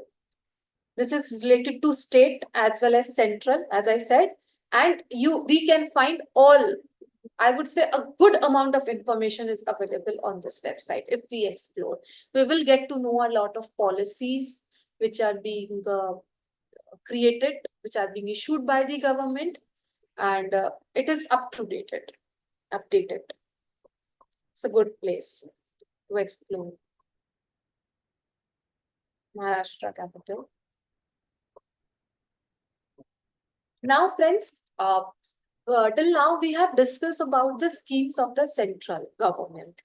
I would like to tell you that central and state government both hold schemes. And there are certain projects where a scheme can be for central, a person, an entrepreneur can claim scheme in central government also and state government also. So whatever state we are in, if I talk about Maharashtra, here I have mentioned a list of all the state government policies which we can explore, which we can see for each and every, for which industries the schemes are available, what assistance is being provided by the government, how can we apply it online, how can we do it, what are the documents which need to be prepared, and we can take benefit advantages of these schemes. So here I have taken the, have shown you the list of the Maharashtra government, list of schemes which are being provided by the Maharashtra government. State export policy, food processing policy, vehicle policy, a lot of policies. It is easily available on their website. You can just explore this Metri website, and there will be, this portal has all the schemes of the Maharashtra government, one-stop solution for all the schemes of the Maharashtra government. aerospace policy, cloud computing policy, core policy, EV policy, logistic park policy, women policy, ITES policy. Just for your information, accountancy services are being covered in ITES policy. Special economic zone policy, single window policy. So these are n number of schemes which are available on the portal. We can look based on the specific requirement of the client. Here I would like to discuss, we'll take 2 minutes to discuss about this scheme of Maharashtra Export Promotion Policy. This is valid for 5 years. This is applicable for 5 years. Under this scheme, Maharashtra aims to double its export through new state export through this policy. Here is the vision. The vision of the government is to increase the export of products. Objective is to establish 30 world standard export oriented industrial park in Maharashtra within next 5 years. Promote export oriented food, agro processing industries near the Samruddhi Expressway to enhance farmers' income. A lot of opportunities in these schemes also, in this scheme specifically. If we have a client who is looking for export, who is an exporter or looking for an opportunities, this scheme will help a lot. Under this scheme, if you see the financial assistance which have been provided by the government, state is providing up to 40 to 50% of cost and 60% in Marathwada region and Ratnagiri region to the industry. If they are setting up export-oriented specific projects, cost of the project is borne by the government. A subsidy is given. Obviously, it is not that subsidy is given in one instance. That is given in each and every specific policy. How it is given in phases, 1 year, 2 year, 3 years. So that is specific to policy, but the amount subsidy is being provided by the government in all these projects. If we are exporting, good sub scheme to look into. This scheme focuses on ODOP. So I would like to tell you a brief about ODOP. For those of you who do not know, it is one district, one product. Every district of Maharashtra has been assigned a product, which is their specific product, which is the product which is famous of that district. And that product holds great opportunity for exporting purposes. So entrepreneurs can easily set up a unit and aim to export the products through this portal, ODOP, and good amount of incentives are being given by the government. For example, just one or two I would like to tell you. For example, Nashik district is famous for its grapes and Petni sarees. A lot of business related to this segment, lot of export oriented units, and lot of opportunities and schemes there. Jalgaon district is famous for its banana. Osmanabad district is famous for its pulses. Chhatrapati Sambhajinagar is famous for its kesar mango, auto components. So there is a product of each and every district where they hold opportunity for export. And the government is providing the incentive mentioned below. So like this is the one scheme which I have discussed with you of central government. There are several schemes by this central government as well as the state governments, which an industry can fall into and take advantage of the benefit which are being provided by government to them. And we chartered accountants can become a facilitator for them. The best part about it is that it is not necessary for us. Just a second. Screen sharing has been closed. Just a second. Share. Andy? Just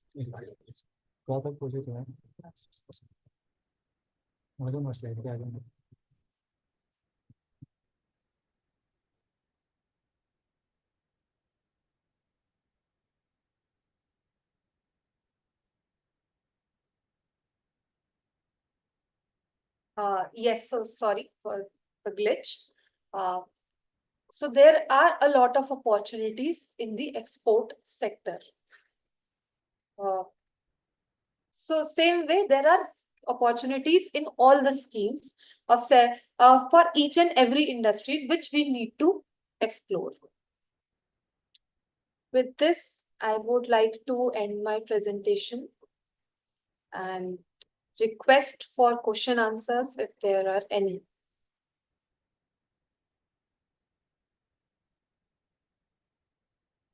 Technical team, Shweta.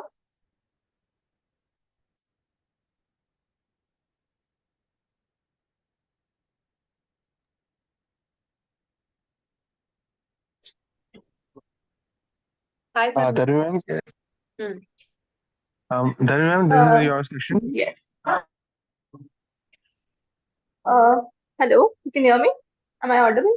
Yes.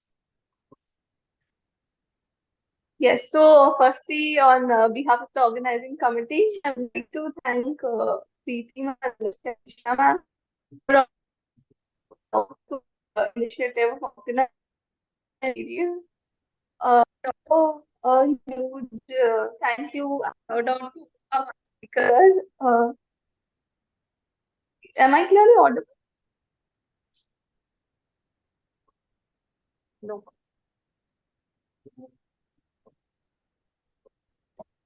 So as I was saying, huge thank you and a shout out to our wonderful speakers. Thank you for inspiring us. And also, I would like to thank all the attendees who's joined today for taking out the time and making it successful. As well as I hope the webinar that we had has a lot of impact on all of us, or also that we take few key points from here which will help us and our fraternity. So I would keep the forum open for question answers.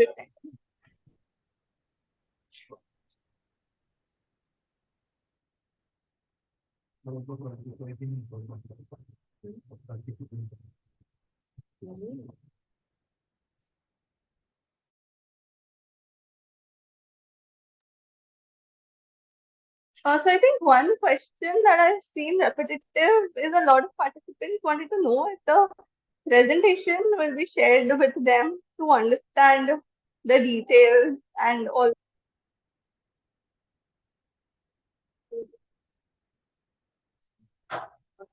Dharmi ma'am, your voice is not audible. Hello, is it really audible? Yes.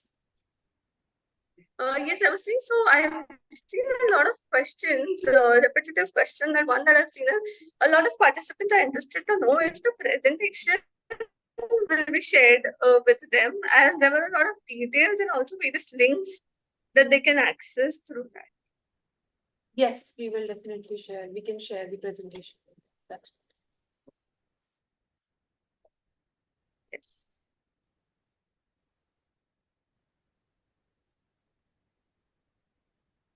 And I think one relevant question we have seen is if a lot of people have so to know that if specific scheme or MSME benefit regarding women's organization, or even if it is for not-for-profit organization. Your voice is not audible, Dharmi. I'm not able to understand what you're saying. I'm sorry.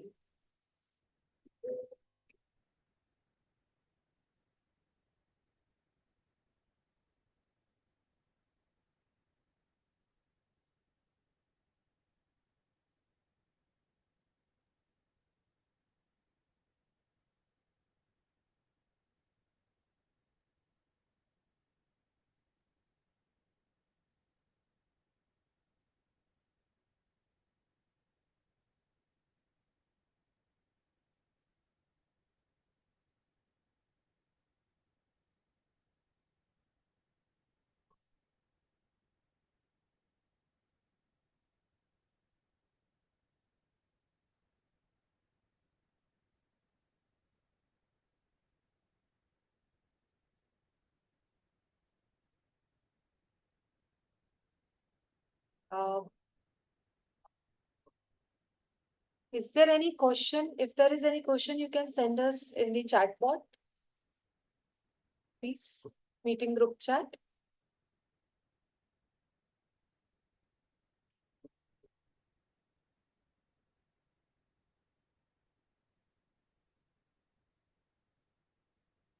Technical team.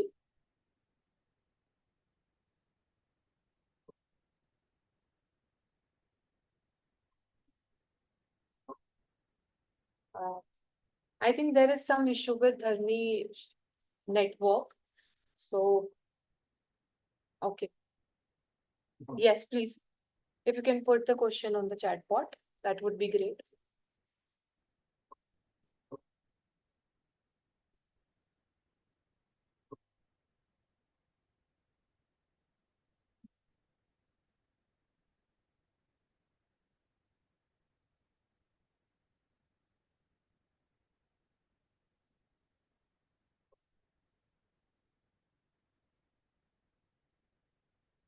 So there's one question from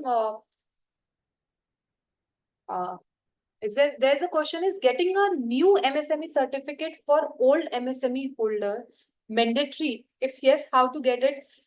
All you have to do is registered on Udyam portal. Whether you are an old MSME or a new MSME, you have to register yourself on the Udyam portal. That is your ID card. Okay, that's all. Okay. Is there any scheme for CAs under MSME by this purchase of office? You can look for ITES policy of government of Maharashtra or your respective state or the central government. ITES policy covered some schemes related to accountancy offices and services. So you can look into that scheme once. If client has old MSME certificate, is it mandatory to take news? As I said, Udyam registration is compulsory.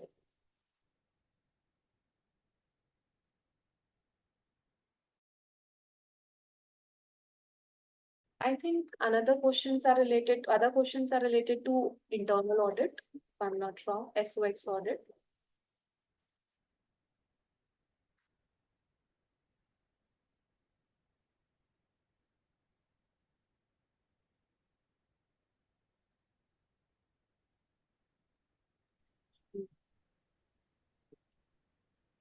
Hello. Hello. Yes, ma'am. There is a question from one of the participants. So he wants to ask, is getting a new MSME certificate for all MSME holder mandatory? If yes, how to get it? So that's what I said, that you have to register on the Udyam portal. Whether you are an old MSME or a new MSME, you have to register yourself.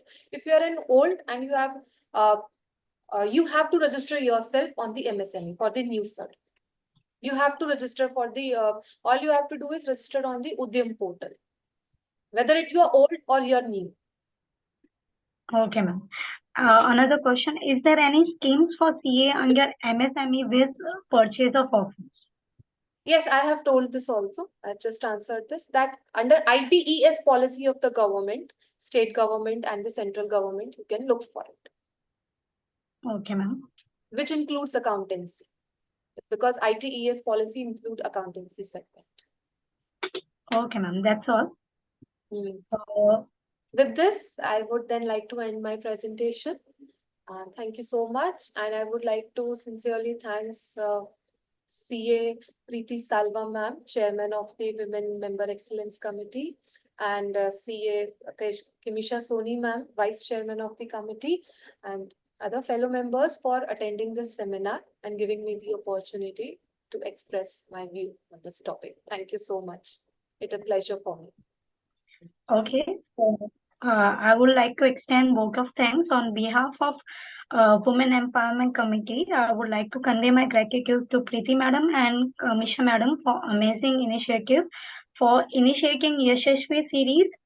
Thanks to C.A. Subhi Gupta ma'am for enlightening us and taking out time and giving us insight on how opportunities for MSME, for especially for women CAs, would help us and grow in our career.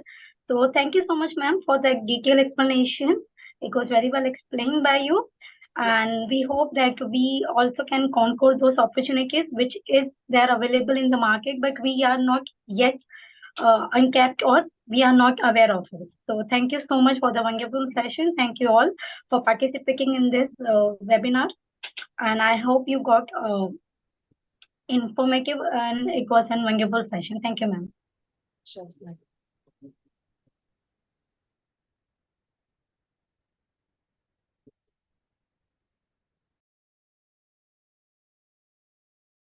Recording stopped.